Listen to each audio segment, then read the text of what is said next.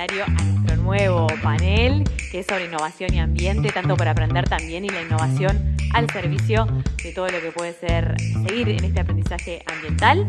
Quiero darle la bienvenida al escenario a Nicolás Jodal, a Natalia Huet y a Eduardo Blasina. Pido un aplauso para ellos mientras van subiendo. Y gracias. Agradecerle a las personas que se suman y que están siguiendo la transmisión a través de Twitter y Facebook del Ministerio de Ambiente. Saludar también a las autoridades, a Gerardo Amarilla, subsecretario de Ambiente, y también al ministro que está por aquí, darles la bienvenida. Adrián Peña, buen bienvenido. Y ahora sí comenzamos. Vamos a iniciar con Nicolás. En realidad, Nicolás, comenzamos contigo, CEO de Genexus. Gracias por sumarte y por poner también toda tu experiencia al servicio también de este panel sobre innovación y ambiente. La primera pregunta que es disparadora para ti, Nicolás, es ¿cuáles serían los principales desafíos para Uruguay en materia de promoción de la innovación? Hablemos de promoción, así de promotores de innovación. Muy bien, gracias Manuela, gracias ministro, gracias amigos por recibirme. En primer lugar, me siento jugando totalmente de visitante acá, ¿no? Digamos, a pesar de que este es un lugar de tecnología y he hablado muchas veces de tecnología, digo, ¿qué estoy hablando de medio ambiente, ¿no? Digamos, no, el aprendizaje. Lo que tengo es la conciencia del medio ambiente y todas las ganas de poder ayudar en tecnología a lo que podamos para el medio ambiente. Respecto a la pregunta en sí, yo te diría que no te preocupes demasiado, la innovación se promueve sola, digamos. Es decir, el avance tecnológico es lo suficientemente fuerte, lo suficientemente grande como para que las cosas, digamos, la tecnología avance, digamos, de forma brutal y muy rápidamente. Puedo, si quiere, darles algunos ejemplos de lo que me parece que puede ayudar la tecnología en el medio ambiente, por ejemplo, digamos, por decirle cosas, digamos, que pueden parecer futuristas o insólitas o a veces primitivas, digamos, pero supongamos el caso digamos, en la agricultura, la lucha contra las malezas, digamos, es todo un problema, la humanidad fue resolviendo distintas formas de cómo ganarle a la maleza.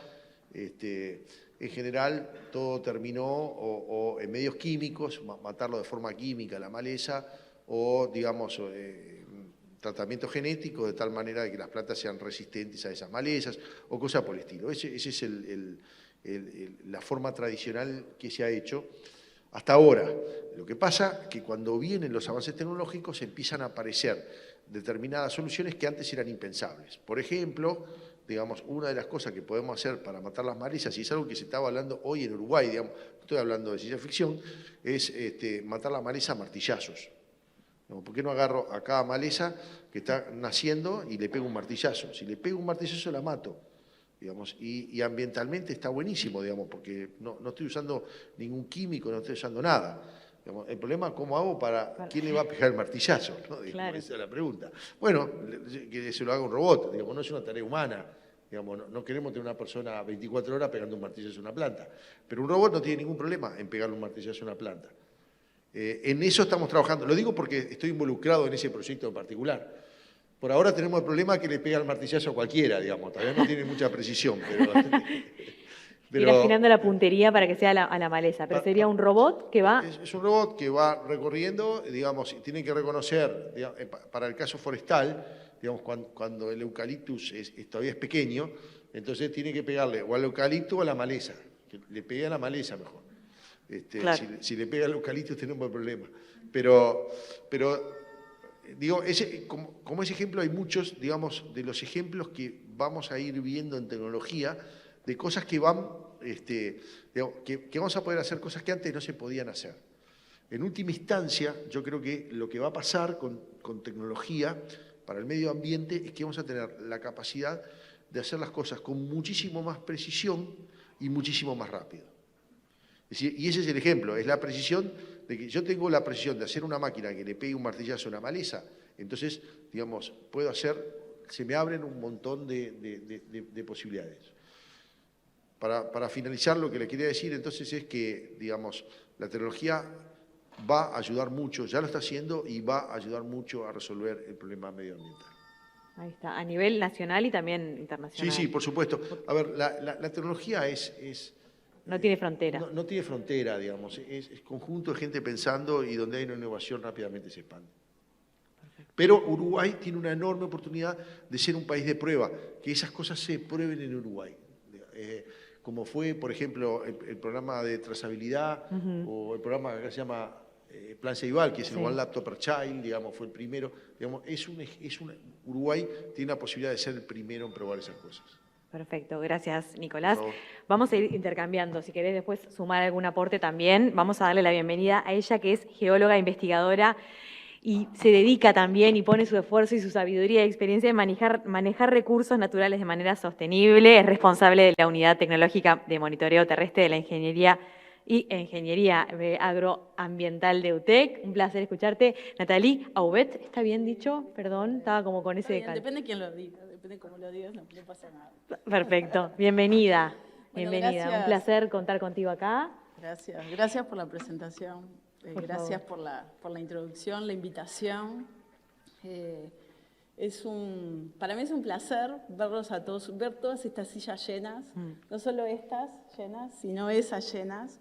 Creo que todo lo que se estuvo discutiendo antes acerca de educación ambiental y lo que vamos a estar discutiendo ahora acerca de esas tecnologías y bueno, los medios y cómo lo mostramos a todos ustedes es importante. Pero nada de esto sería posible si ustedes no estuviesen acá, porque son ustedes los que van a empezar a transmitir todo lo que nosotros estemos haciendo, querramos hacer y planifiquemos hacer. Entonces, desde ese lado, piénsense o véanse a ustedes también como articuladores de todo esto, como participantes de todo esto y como las personas que generan que los temas de educación ambiental, los temas ambientales, la incorporación de tecnología en la vida diaria para resolver estos temas sea posible. Así que, Nathalie, ¿qué hace falta para mejorar el Sistema Nacional de Innovación acá en Uruguay? El panel anterior habló de educación ambiental. Y para mí uno de los temas, no únicamente para mí, bueno, pero tengo que personalizarlo, es que tenemos que pensar siempre en la formación. ¿Tá? Y cuando vemos la formación no tenemos que verla a distintos niveles, sino es la formación desde el lado de generar recursos humanos, personas, no me gusta decir recursos humanos, prefiero hablar de personas capacitadas para resolver distintos temas, porque todos estos temas son interdisciplinarios. ¿Tá? Entonces no importa en qué lugar o desde qué lugar tenemos que formarlos y tenemos que estimular esa formación. Creo que una de las principales acciones que debemos hacer es involucrar a las mujeres y hacer que todas estas carreras en ciencia, en tecnología, en innovación sean accesibles para las mujeres. ¿Tá? Eso es una acción que sabemos que se está tomando, es una problemática que todos conocemos, ¿tá? Es una problemática sobre la que se está trabajando, pero es un paso a paso, es un proceso y tenemos que continuarlo. Entonces, desde el lado de la formación, desde el lado de darle oportunidades a todos para que puedan acceder a lo que realmente quieran hacer y participar de la manera que quieran participar, esa es una de las acciones que nosotros, o entiendo que tenemos que promover. Uruguay lo hace, es amplio en ese sentido, no tenemos que desconocer lo que se está haciendo, tenemos que sí participar para avanzar sobre ese camino, entender que es un proceso, como hablaron antes, todo es un proceso, ¿tá? E ir hacia el lado, trabajar al lado de género, como se está trabajando, y también al lado de generaciones. Porque, digamos, la formación en ciencia, tecnología, innovación, no tiene que ser únicamente hacia un sector. Entiendo que cuando hablamos de niños y adolescentes es el futuro, obviamente, ¿no? Es el futuro, es el presente, es el ahora y desde el ahora trabajar al futuro. Pero tenemos que pensar en todas las generaciones. Y hay acciones que se generan desde distintos organismos del Estado o desde distintas instituciones académicas que van hacia ese lado. Entonces, tenemos que ampliar, pensar en grande y a partir de ahí focalizar en la formación. Por supuesto que esa formación no debe estar centralizada, por lo menos es lo que pienso. Y ahí es donde tenemos que decir, bueno, todos estos temas tenemos que llevarlos a territorio. Yo soy de Montevideo, estoy viviendo en Durazno ahora, trabajo en UTEC. UTEC es la Universidad Tecnológica del Uruguay. Para quienes no la conocen, que probablemente muchos no la conozcan, es una universidad pública, tiene distintas sedes en todo Uruguay y nosotros nos encargamos de, por lo menos desde mi lado y desde el lado de las distintas carreras y centros de investigación que tenemos, es en focalizar en soluciones que generen de alguna manera una producción, que apoyen una producción sostenible, amigable con el medio ambiente, que permitan un manejo sostenible de recursos naturales, que comuniquen lo que se está haciendo, que participen de esa educación ambiental que es tan necesaria, ¿tá? Y entonces ahí es no solo hablar de territorio, o sea, llevar estas posibilidades a territorio. Obviamente todo requiere cierta inversión, no hay nada que pueda hacerse solo con el ánimo y las ganas, ¿tá? Tenemos que estar acompañados de esas inversiones, pero trabajemos en territorio y articulemos en territorio. No podemos quedar aislados, ningún tema puede quedar aislado, tenemos que articular. Y el articular es parte nuestra también, es de quienes estamos en territorio. Territorio es todo Uruguay. Sí. No cuando hablo de territorio estoy hablando del centro del país, del norte, estoy hablando del sur, estoy hablando de todo Uruguay. Articulemos. Entonces, formemos, expandámonos y empecemos a relacionar. Está buenísimo cuando se habla de territorio y no de descentralizar, sino de territorio, de involucrar a todo el país. Y cuando escuchaba al maestro también compartir, veía esos ejemplos de UTEC de salir de la comunidad, ¿no? Salir del pizarrón, y son experiencias que están permanentemente investigando y practicando en la comunidad y escuchando lo que la comunidad necesita. Ahí se innova también. Y es el conocer los proyectos, es el trabajo, es resolver los temas reales y para ello darle soluciones. ¿Cómo tenemos que trabajarlo estos temas? De manera interdisciplinaria, no hay otra. Recién hablabas y cuando decías la parte de tecnologías de tecnologías de información, cómo la correlacionamos con temas que se trabajaban en campo, abrirlos con otros temas, aplicar tecnologías en áreas, quizás sea algo que vos menciones después, en áreas que no tengan que ver con lo que pensemos tradicional, ¿tá? Ir moviéndonos, probando, no tener miedo a probar, ¿tá? Y estar apoyados por un sistema desde un sistema central desde la parte de fondos, ¿no? Pero bueno, estimular la inserción de las mujeres en carreras científicas, tecnológicas y en áreas que tengan que ver con innovación. No descentralizar, ir a territorio. Esa es la palabra. Esa es la palabra que me gusta. Exacto. Ir a territorio, expandir a generaciones. Es eso, y después, creo que hasta lo más difícil, articular, hacerlo transversal, trabajar en equipo, pero en equipo, no en equipo con el equipo que estoy ahí, sino con el equipo de mi lugar y de otros lugares. Y creo que por ahí. Bien, bueno, acá la red de promotores tiene a territorio presente. Me tomo también, me imagino que Nicolás, has tenido en tu camino de innovación un montón de intentos y debes haber tenido que vencer ese miedo a equivocarte, porque de eso se trata. La mayor parte de las veces te equivocás. Le pegás solo pocas veces. Lo que pasa es que cuando le pegás a lo grande. Exacto. Pero el caso fue Steve Jobs. La mayor parte de los proyectos de Steve Jobs fueron un total fracaso. Lo que pasa es que uno de ellos fue el iPhone, digamos. El éxito mata todos los fracasos. Exacto. Gracias. Bueno, vamos con Eduardo. Siempre es un placer leerlo, escucharlo. Ingeniero Eduardo Blasina, pido un aplauso para él, presidente de la Comisión Nacional de Agroecología. Siempre habiendo cabeza. Y estoy un poco intrigada, me parece que todo el mundo, porque del casco. Del casco,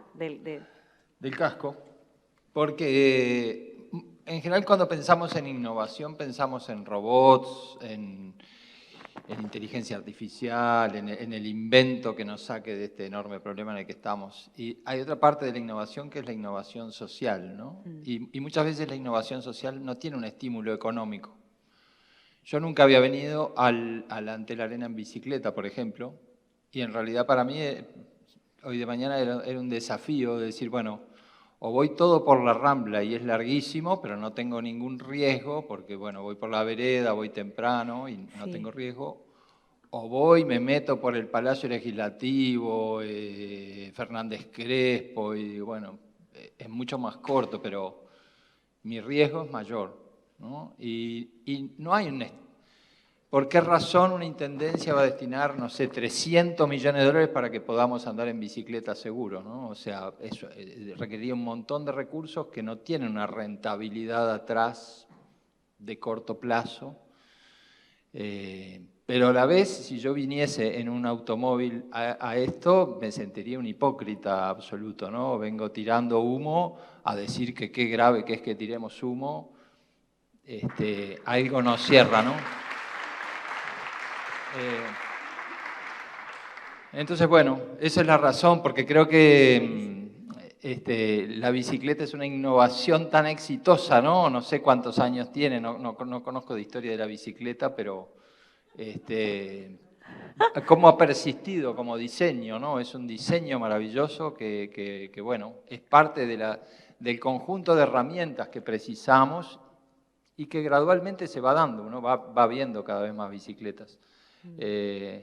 Bueno, esa es la razón porque Creo que el además, casco esté aquí militantemente como una parte del mensaje. Quienes hoy muchas personas a raíz de la Comebol les gustaría tener tu casco de la bicicleta porque está toda la ciudad también. Sí, también cuando uno viene en bicicleta ve a los hinchas de los clubes brasileños Exacto. paseando Hoy y la van ciudad diciendo está- qué linda ciudad que es esta, ¿no? También uno, si viene en auto, se pierde de una de observar sensibilidad la presencia que está te buena. permite. Ahí tienes El número redondo de la bicicleta es un hecho bien interesante. Tiene más o menos unos 150 años de historia, pero no ha cambiado sustancialmente en 100 años. Es decir, si alguien que andaba en bicicleta hace 100 años, ahora anda perfecto, digamos. Lo cual es, una vez que se llega a un diseño óptimo de algo, puede permanecer cientos de años. Buenísimo. La mía es eléctrica, ese sí es una innovación porque no quiero llegar... Ah, qué vivo, claro. Yo ya me imaginaba, ¿dónde vivirá este Porque hombre? en general le pregunto a la Yo gente digo, por qué no pedaleando. anda en bicicleta y dice, no, llego todo transpirado, me da vergüenza, ¿no? Con una bicicleta eléctrica, esa excusa para el verano no corre, solo complica la lluvia. Pero bueno, es parte de los cambios que precisamos, ¿no? Tenemos que dejar el petróleo lo antes posible. ¿Cómo lo hacemos? Es todo un desafío porque es mucho más barato un automóvil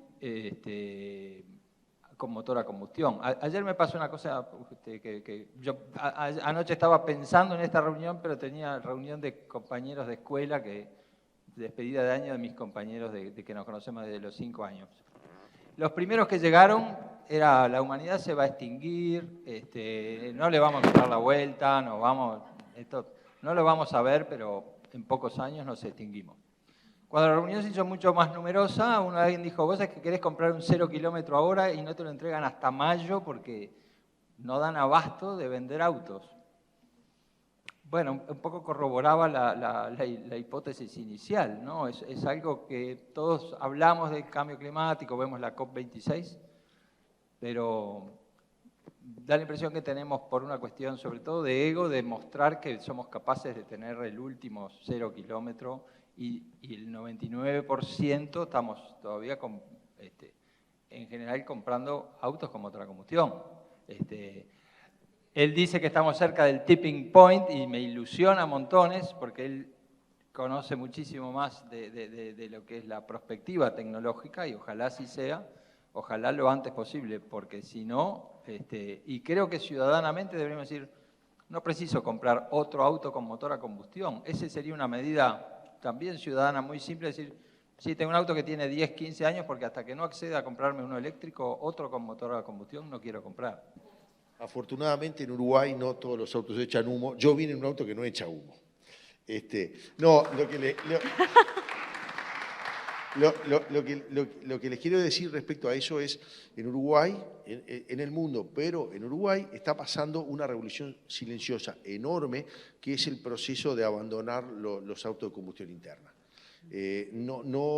Todavía no es demasiado visible, pero piensen lo mismo que el coronavirus, porque es un proceso exponencial. Es decir, cuando surgió el coronavirus en marzo del 2020, había 4 casos. Es decir, si lo vemos hoy, tuvimos un pánico innecesario, digamos. Ahora, sin embargo, en marzo del 2021 estábamos explotados con 70 muertos por día. Es decir, que en todo proceso exponencial, al principio no pasa nada, pero de repente llega lo que le decía Eduardo, el tipping point y explota. Eso pasa con los virus, lo acabamos de vivir, pero también pasa con los eventos tecnológicos. Entonces, hoy, si ustedes ven la venta de autos 0 kilómetros eléctricos en Uruguay, no es demasiado significativo, porque es como que en el virus en marzo del 2020. pero cuando llegue el tipping point ya mata. Por ejemplo, en Europa, el mes pasado se vendieron más autos eléctricos que autos diésel. Digamos, cuando se cruzan esas rayas, el éxito es inevitable. En Uruguay, para que tengan una idea, digamos, esa revolución ya está pasando, y está pasando en dos segmentos totalmente diferentes. Uno es el segmento alto de alta gama. Digamos, en el segmento alto de alta gama, digamos, los competidores con BM, con Audi, con Mercedes, hay un competidor fenomenal que se llama Tesla, que se vende en Uruguay. Es un auto que se vende sin servicio y sin garantía. Es decir, te lo entrega y dice, llévatelo y no vuelva más. Y sin embargo, está ya en una cantidad, digamos, arriba de los 100 Teslas en Uruguay, digamos, es decir.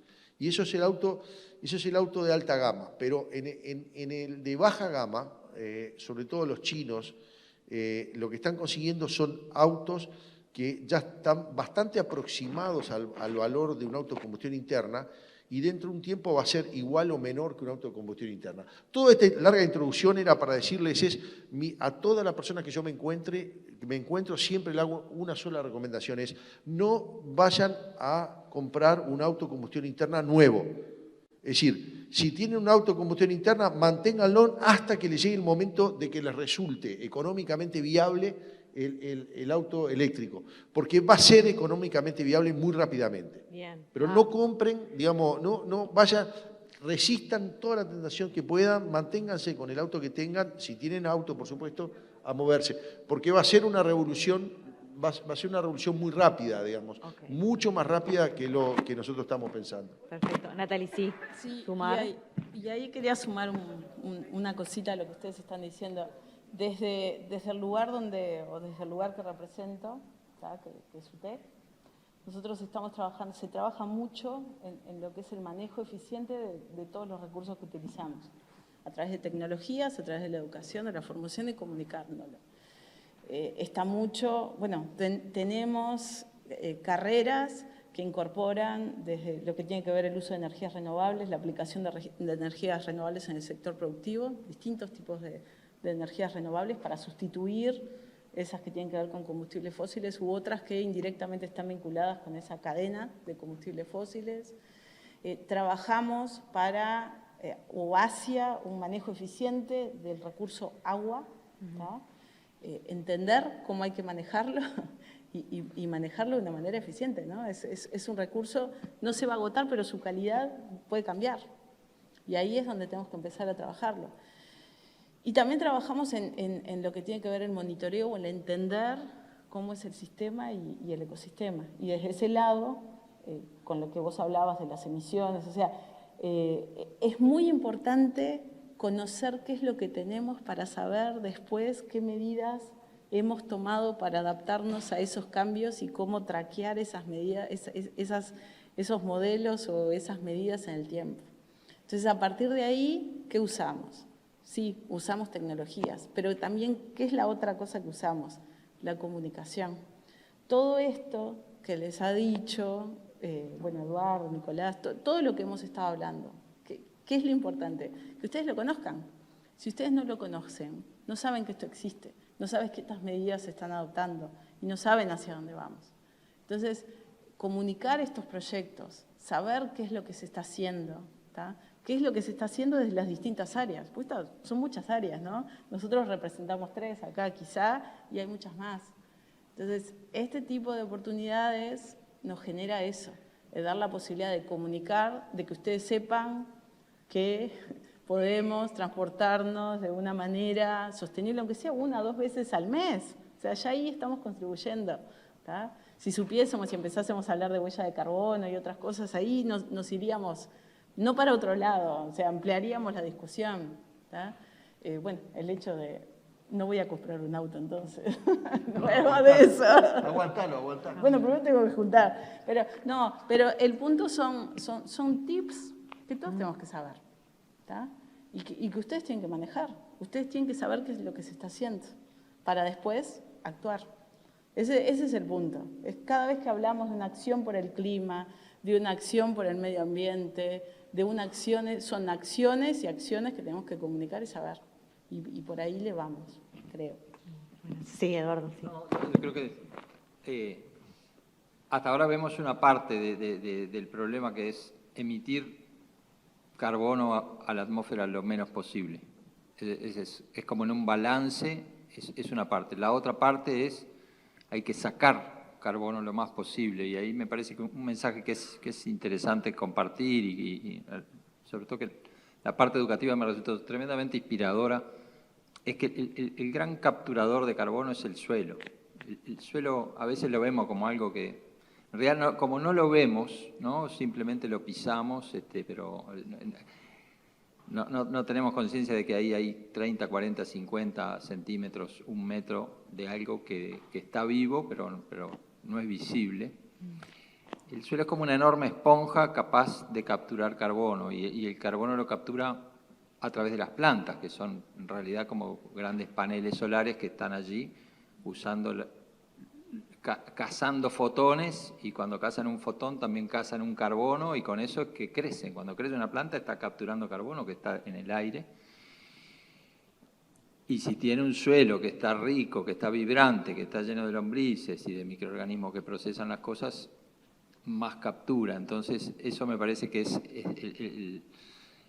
en los países sajones al suelo le llaman dirt, y dirt es lo mismo que mugre prácticamente, ¿no? Y están revisando el uso de la palabra, del mismo modo que probablemente tenemos que revisar el concepto de maleza, porque en definitiva, si le encontramos la utilidad, muchas veces es una planta que está en un suelo desnudo, y en realidad cuando vemos el suelo desnudo es como que nos arrancaran la piel, es algo que está mal. Entonces hay plantas que son, en general se les llaman malezas de hoja ancha, son plantas que están especializadas en ser las primeras que van y tapan lo antes posible el suelo.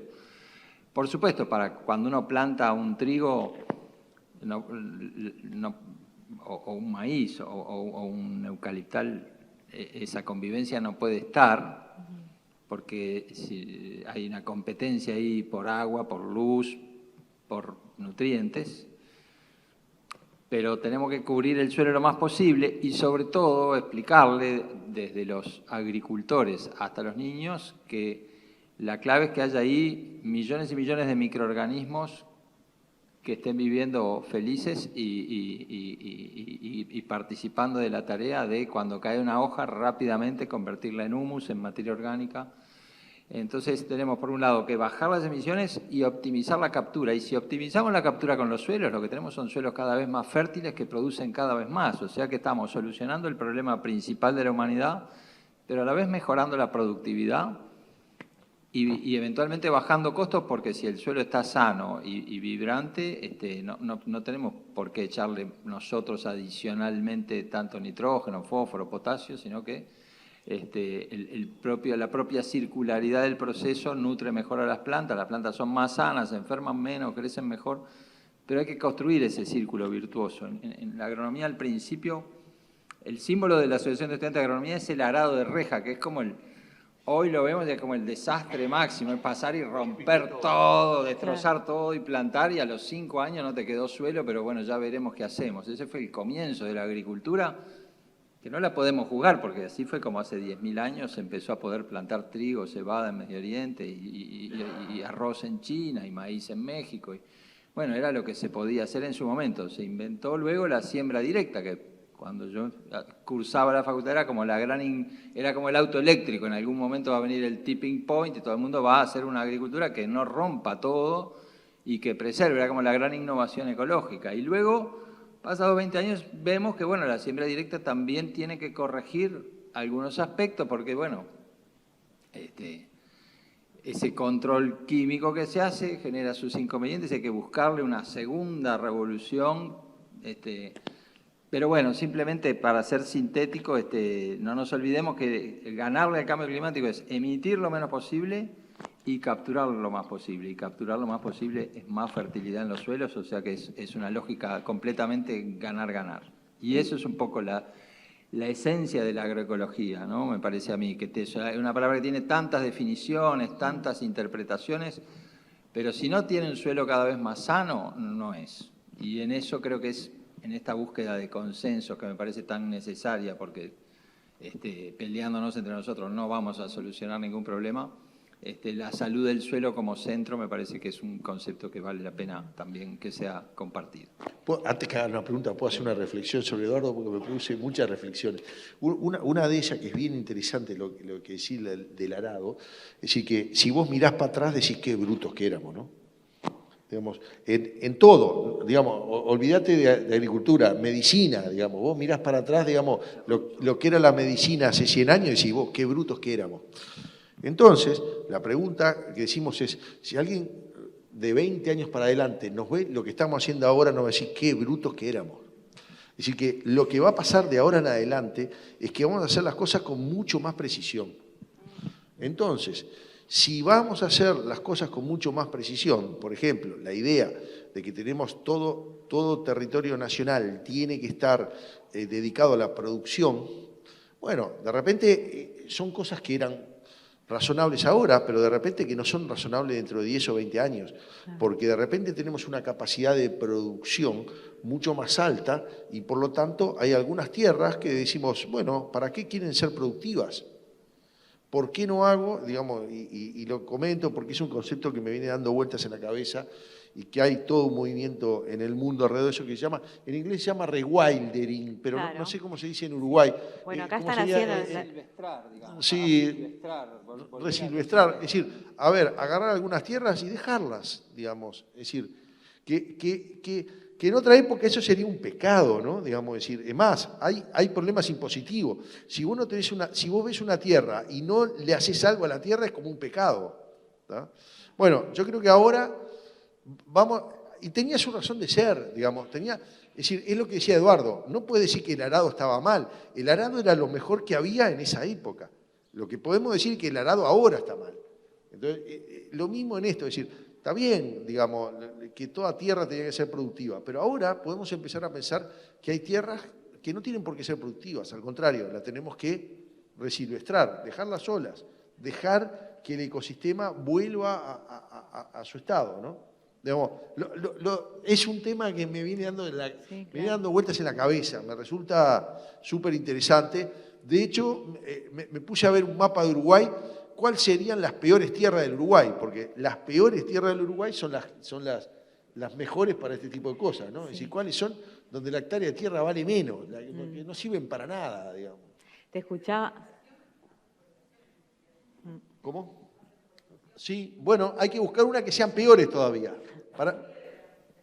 Las de piedra, por ejemplo. Claro, hay que buscar todas esas, para mí, son candidatas a ese rewildering, a rearmar un ecosistema, que es todo un desafío también, ¿no? Porque un ecosistema es una cosa muy compleja, no podemos decir volvemos para atrás. Ya hay un ecosistema adaptado a eso. Claro. Dejar de interferir de alguna manera. Pero, digamos, exacto. ¿Cómo haces para volver a eso? Pero, bueno, digamos, decir, no tengo ninguna solución, lo que tengo es el sueño. Digamos, hay proyectos que están, bueno, regenerando el monte nativo. Te escuchaba, Eduardo, y pensaba en proyectos como AMBA o proyectos que van plantando árboles nativos, muy conscientes y muy amorosos con el eucaliptus que va a irse, porque bueno, ahí está probando también el agua, que necesita ese suelo para lo nativo que florezca, y en algún punto resguarda el viento, ¿no? Y ese vínculo desde la militancia amorosa que tú también tenés cuando planteás y abrís el diálogo, generando espacios libres de miedo, porque estas temáticas de aprendizaje van generando ese intercambio que es riquísimo de escucharte con todo lo que sabés y plantar desde ese lugar amoroso, como uno mismo es a veces ese árbol que está resguardando el viento para que florezca eso nativo también. Me salía ese ejemplo. Sí, me parece súper interesante que el concepto de rewildering y que te interese, porque realmente, como tú decís, es algo que no es simplemente decir no tocamos más nada, ¿no? De hecho, ha pasado que en algunas zonas dijeron, bueno, no tocamos más nada, pero sacamos las vacas, sacamos las ovejas y se empieza a acumular el pasto y el pasto se seca y eso termina en un incendio que es peor que lo que entonces, claro. Bueno, ¿qué herbívoro ponemos si no queremos? Y hay algo interesante que está pasando en Uruguay, que se está recuperando la población de una especie que estaba muy amenazada, que es el venado de campo, que era el herbívoro predominante antes de que ¿Eso llegaran las está vacas mejorando? sobre- Sí, está Eso mejorando está la mejorando población. en zonas del norte. A ver, allá alguien capaz que de la A ver. zona tiene algún... Pretender que un territorio vuelva a ser virgen en cuanto a su flora y su fauna, está pasando en Quebrada de los Cuervos, pero está pasando lo contrario. Cuando durante centurias quienes cuidaron ese lugar fueron los habitantes del lugar. Si no lo cuidaban, no tenían de qué vivir. Cuando Quebrada pasa a integrar el Sistema Nacional de Áreas Protegidas, se toma una medida como demasiado estricta. Acá no se va a hacer nada ganado, nadie va a entrar. Entonces, ¿qué pasó? Dos cosas. En cuanto a la fauna, invadieron los jabalí. No se puede entrar a cazarlos, no se puede entrar con perros. Entonces hicieron su nido allí y de allí salen. Zona serrana. Por otro lado, las especies invasoras, eucaliptus, acacias y pinos, no sé por qué son mucho más fuertes que la maleza propia del lugar. Entonces, cuando todo eso quedó, que no se tocó más porque hay que cuidarlo, porque es un área protegida, las especies invasoras, tanto de fauna como de flora, invadieron literalmente el territorio. Literalmente lo hicieron. Y hemos venido 10, 12 vecinos de la zona peleando para que las autoridades de antes y las de ahora, y no lo hemos logrado, vean esa realidad. Que no podemos ser extremistas y que tenemos que, alguien lo dijo por ahí en el panel, que escuchar a los que toda la vida han estado ahí y que lo han preservado y lo han cuidado, porque, vuelvo a repetir, no es que sean medioambientalistas, es por una cuestión de supervivencia. Se termina lo que tengo para vivir y no puedo vivir más. Entonces, digo, está buena la idea, pero por alguna razón yo soy docente de idioma español, o sea, nada que ver con nada, y enfermera, nada de agronomía, pero pasó eso, por ejemplo, con las especies vegetales, que la invasión se dio con las foráneas. Yo quería hablar un poco sobre lo que decía Jodal con respecto a la tecnología. Dentro de la protección del medio ambiente hay algo que le llamamos el optimismo tecnológico. Parece que la tecnología va a solucionar todos los problemas del mundo y yo creo que eso hay que tener mucho cuidado. E incluso cuando se habla de los autos ecológicos, como decimos el auto eléctrico, porque detrás de eso, si nos pusiéramos porque siempre lo vemos del lado de la atmósfera, el efecto invernadero, etcétera, pero no lo vemos del lado de la sociedad. Por ejemplo, para que esa tecnología se pueda desarrollar, tenemos que seguir manteniendo el status quo que hay en el Congo con el tema del coltán, por ejemplo, donde hay niños esclavizados dentro de las minas de coltán mientras nosotros desarrollamos la solución al problema climático, esa situación se sigue dando en el Congo, por ejemplo. Segundo, una persona del CLAE en un momento dado, en otro evento, mencionaba que dentro del ciclo productivo, un auto eléctrico puede generar una huella de carbono más grande que la que si usáramos el auto a combustión interna. A mí me llamó la atención todo esto, porque obviamente no soy especialista en ese tema. Pero yo creo que hay que ser muy cuidadoso porque alguien me decía, cuidado que el medio ambiente puede ser un gran negocio, cuidado. Y eso yo lo sigo creyendo. Nada es neutro. Detrás de cada acción que hacemos los seres humanos hay una intencionalidad y hay que tener mucho cuidado con eso. Yo estoy totalmente de acuerdo con lo que decís. Digamos, un sistema ecológico es un sistema adaptativo complejo y una de las cosas que sabemos desde el punto de vista de ciencia de sistemas adaptativos complejos es que nunca vuelven a su situación anterior, nunca, jamás. Entonces, por supuesto que es demasiado ingenuo decir dejo solo y no toco nada. Eso es lo primero. Lo segundo, respecto al tecnooptimismo. A ver, yo sigo un gurú de management que dice que los problemas nunca se solucionan, se cambian por problemas nuevos. Por supuesto que el auto eléctrico tiene problemas nuevos. Es el ejemplo que decía Eduardo del tema de la siembra directa, digamos. Creó una serie de problemas nuevos. Ahora, solucionó un montón de problemas anteriores. Entonces, sí, en el largo plazo la humanidad viene mejorando de forma notoria y brutal. Digamos, los números lo dan, digamos, eso está muy claro. Pero siempre tenemos que estar resolviendo problemas nuevos. Respecto a lo que decías tú, sin duda que un auto eléctrico básicamente es un auto mucho más simple. Un motor de combustión interna, un auto tiene 10.000 partes, un auto normal, un auto eléctrico tiene 1.000 partes. Por lo tanto, económicamente es mucho más fácil. Uno podría decir, los que están viviendo digamos, del auto de combustión interna, entonces tienen intereses y dados esos intereses van a luchar todo lo posible para que no se desarrolle el eléctrico. Sí, pueden luchar, pero en tecnología siempre pierden. Digamos, es decir, en el largo plazo. Ojo, igual quiero decir una cosa, nunca una tecnología mata totalmente a la anterior. Es decir, no va a desaparecer la autocombustión interna. De la misma manera de que cuando apareció la televisión no se extinguió la radio. Es decir, no la extingue, pero la redefine.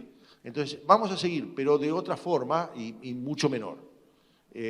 Pero en el largo plazo, si la tecnología es mejor, por más que haya intereses humanos, no van a hacer nada, digamos. Los grandes lobbies del petróleo, todos en el corto plazo pueden conseguir algunas cosas. En el largo plazo, si el auto eléctrico es mejor, va a ganar el auto eléctrico. Gracias, Nicolás. Ahora, en breve se viene el corte y el almuerzo y seguimos conversando por una cuestión de tiempos. Quiero preguntarle a Natalie que cuando empezó a hablar Eduardo sobre los suelos, agarraste el micro para hablar, si quieres hacer un aporte de eso o que te haya surgido algún otro comentario. No, es que siempre, esto es muy rico. Es riquísimo. Empezar a hablar, intercambiar, escucharlos, Sí, está totalmente. muy bueno. Siempre te sale, es como un tema nuevo, empezás a hablar de algo, ay, le vas enganchando y enganchando. Y cuando vos, Eduardo, hablabas del suelo, yo soy geóloga, no voy a la piedra, te voy a ir a la roca. Tuve 4 años que me decían roca, roca, no piedra. Entonces, el punto es que yo pienso en lo que hay abajo, ¿tá? Y es así como tenemos que pensar estos problemas. Una cosa afecta a la otra. Nosotros tenemos acuíferos, y los acuíferos están abajo del suelo, de los sedimentos, de las rocas, de las piedras, como le quieran llamar. Y todo eso se recarga a través de la lluvia y descarga en los ríos. Nosotros tomamos agua, bueno, Rivera, acá hay gente de Rivera, creo que escuché por ahí Rivera, Rivera toma agua del acuífero, de un acuífero muy importante como es el acuífero Guaraní.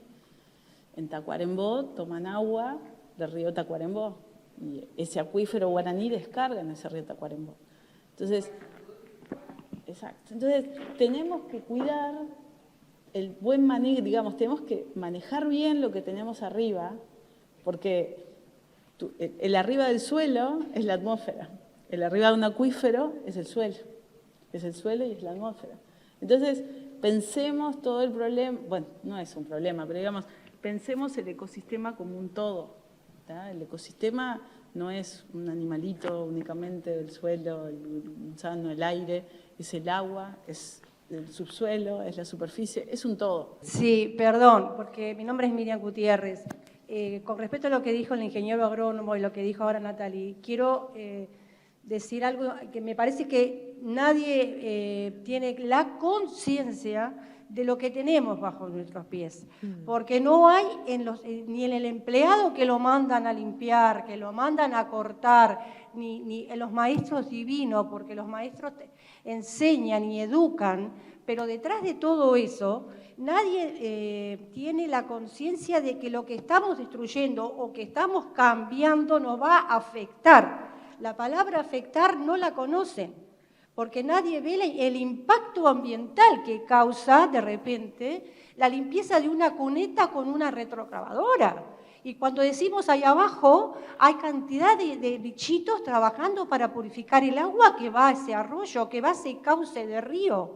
Entonces lo que hay es un desconocimiento de las generaciones anteriores a que una tarea que estamos realizando hoy está afectando el mañana. Nos estamos quedando sin costas limpias. Nosotros estamos siendo depredadores sin saberlo. Y cuando estás enseñando y estás pidiendo atención, acá hay un llamado, no se nos escucha.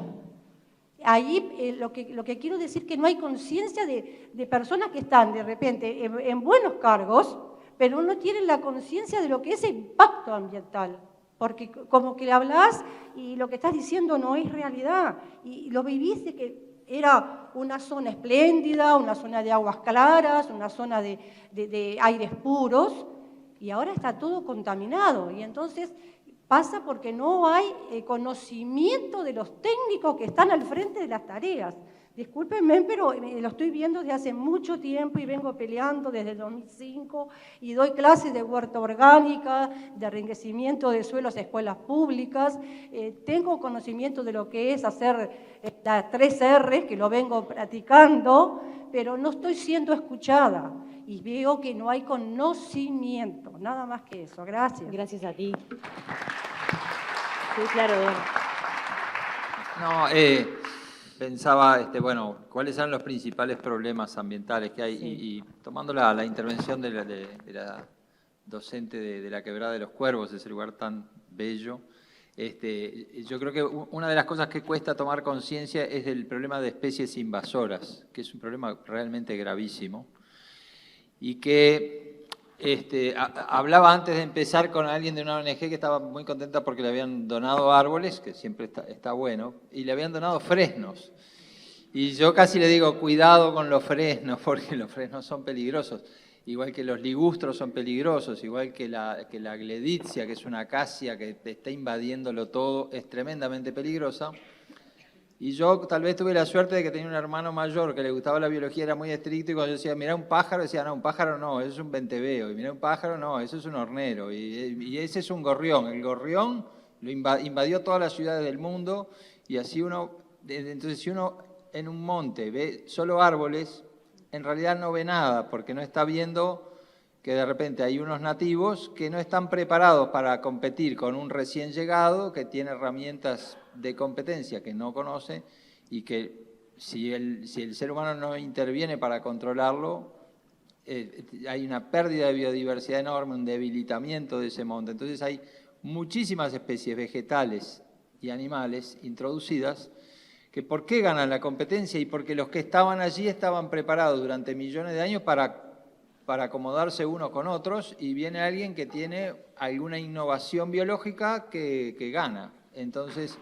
creo que el tema de especies invasores está bueno que se remarque. El tema calidad de aguas está bueno que se remarque, tal vez como problema local es de los principales que tenemos. El productor viene de una lógica de que si no fertiliza mucho,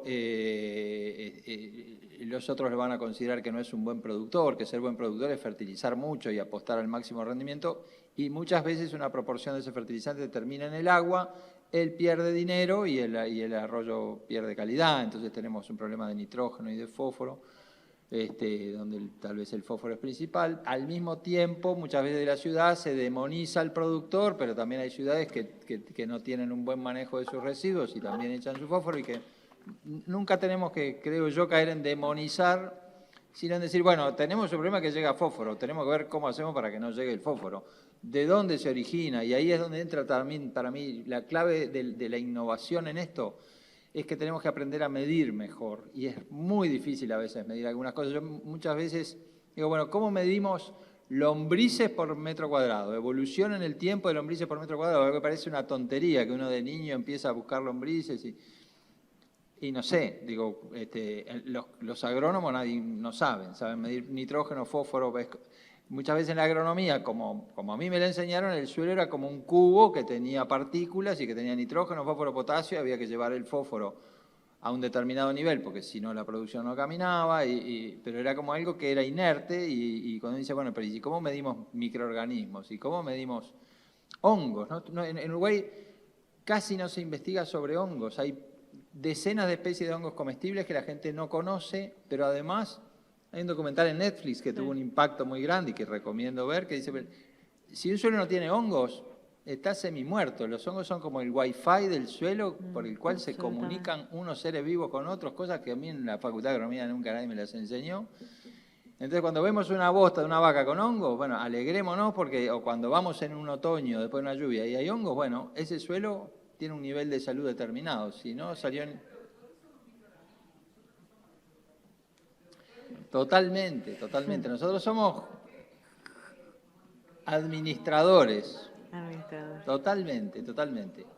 Para ir cerrando, por una cuestión de tiempo, me gustaría, si cada uno tiene alguna cosa, creo que Eduardo querías sumar algo de lo que comentaba ella.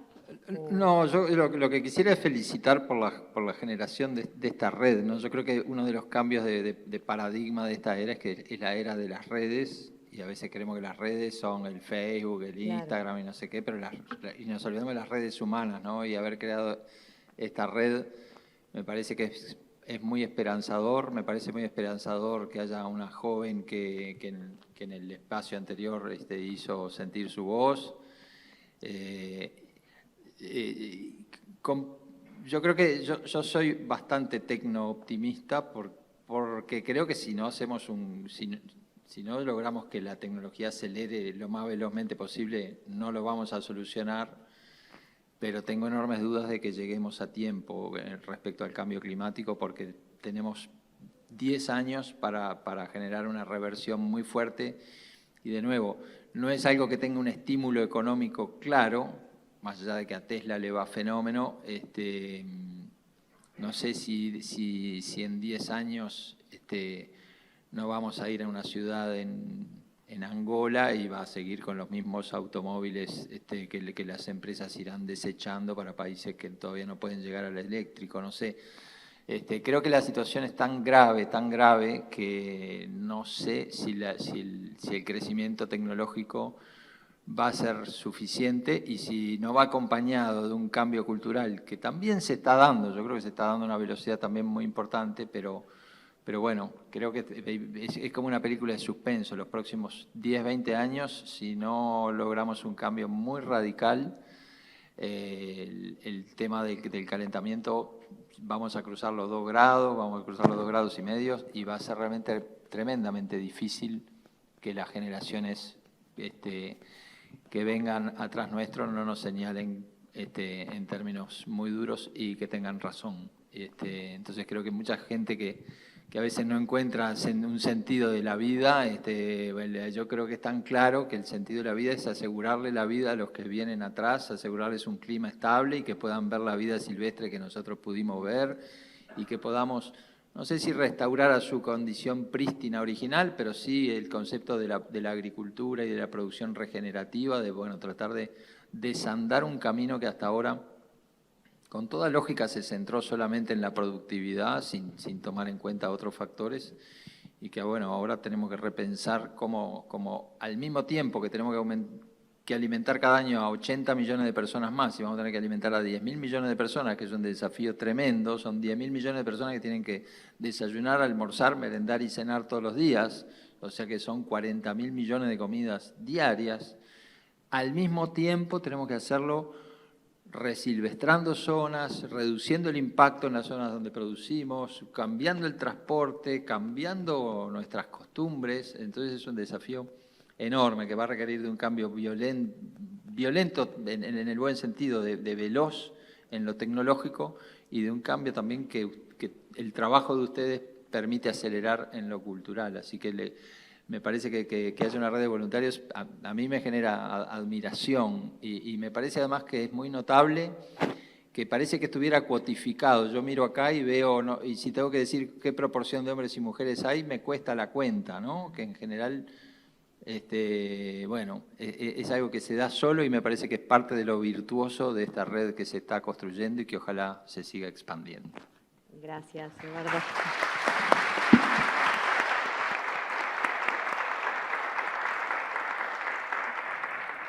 Natalie. Yo quiero decirles que pensemos que una ciudad puede expandirse y hacerlo climáticamente inteligente. Una actividad productiva puede realizarse y hacerlo de manera sostenible con el ambiente. Una industria puede implantarse en algún punto del país y no por eso ser nociva y generar un efecto negativo en el medio.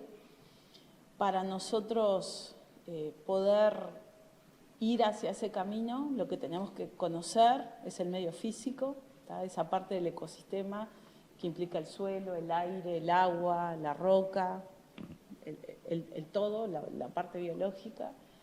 Y a partir de allí ponerlos como piezas claves para organizar, para generar planes de ordenamiento ambiental que sean amigables, que involucren tecnología, que sean predictivos y que nos puedan favorecer o permitir un desarrollo sostenible, ¿no? Porque hacia eso tenemos que orientarnos. Comparto lo que Eduardo dijo, no quiero repetir sobre las acciones de esta red, solo decirles que la acción es lo importante y la comunicación también es muy importante. Entonces, desde la red, trabajemos, porque también uno es parte, ¿no? Trabajemos desde ese lado de comunicar lo que hay que comunicar sin miedo, ¿tá? Y si a veces no tenemos esa capacidad de comunicarlo, siempre va a haber alguien a nuestro lado que va a poder hacerlo, ¿tá? Es muy importante cuantificar, conocer el estado de situación actual de nuestro aire, de su calidad, de los suelos, del agua, del ecosistema, y utilicemos las tecnologías para eso. Cuando pensemos en tecnologías, no pensemos que las tecnologías son costosísimas, ¿tá? Hay tecnologías también de bajo costo, asequibles, que pueden estar a la orden de cualquiera. Empecemos a hurgar sobre eso, porque es importante también. Y bueno, y felicitaciones a todos ustedes. A mí me sorprende ver este auditorio lleno, porque es lleno. Me parece un concierto de los Rolling Stones, algo así, no sé. Como está lleno. Así que bueno, todo nuestro apoyo para que puedan seguir adelante con esta tarea que realmente es, ¿cómo les podría decir? Te da como orgullo. Decís, mirá, hay gente que realmente se viene acá un sábado y se pone a hablar de estos temas. Y si tuviéramos más tiempo, yo creo que el debate sería mayor y estaríamos hasta mañana y no sé cuántos días más hablando. Así que bueno, mis felicitaciones a ustedes por hacer que todo esto sea posible y bueno, y por tratar de hacer de Uruguay y del mundo, creo, un lugar mejor. Así que no les aplaudo porque voy a hacer mucho ruido, pero creo que todos merecen un aplauso. Gracias, Natalie. Nicolás. Yo súper corto, les quiero agradecer. Soy totalmente consciente de lo duro de la tarea que están haciendo. Les agradezco mucho. Son pioneros. A partir de ahora creo que van a expandir esa conciencia a mucha gente. Y otra vez, digamos, tienen todo mi respeto, tienen toda mi admiración y cuenten conmigo para lo que necesiten. Muchas gracias. Muchísimas gracias. Natalie, Eduardo, Nicolás, gracias. Cerramos este panel de innovación y ambiente.